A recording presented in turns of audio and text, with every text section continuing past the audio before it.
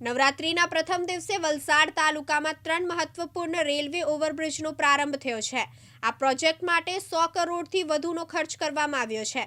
લોકસભાના દંડક ધવલ પટેલે, ધારાસભ્ય ભરત પટેલ, જિલ્લા પંચાયત પ્રમુખ મનહર પટેલ અને ભાજપના આગેવાનોની ઉપસ્થિતિમાં આ ઓવરબ્રિજનું લોકાર્પણ કર્યું હતું। વલસાડમાં એમ્બ્યુલન્સ ટ્રાફિકમાં ફસાઈ સાંસદ ધવલ પટેલ અને ધારાસભ્યે જાતે રસ્તો ક્લિયર કરી એમ્બ્યુલન્સને બહાર કાઢી દર્દીનો જીવ બચાવ્યો। વલસાડ તાલુકા માટે એક ઐતિહાસિક દિવસ છે, કારણ કે આજે એક સાથે આપણે 3 રેલવે ઓવરબ્રિજનું આજે લોકાર્પણ કરવાના છે અને એ બતાવે છે કે અમારી ભારતીય જનતા પાર્ટીની સરકાર, નરેન્દ્ર મોદી સાહેબની સરકાર અને ડબલ એન્જિનની સરકાર આપણા ગુજરાત માટે અને વલસાડ માટે વિકાસ માટે કેટલા કાર્ય કરી રહ્યા છે।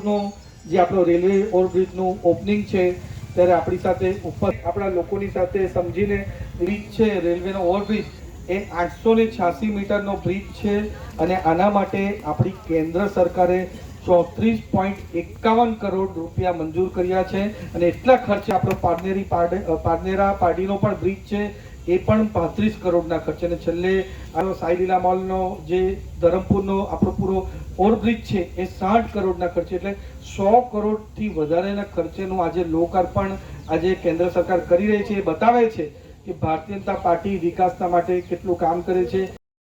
મુકેશ પટેલ, દિવ્યાંગ ન્યૂઝ, વલસાડ।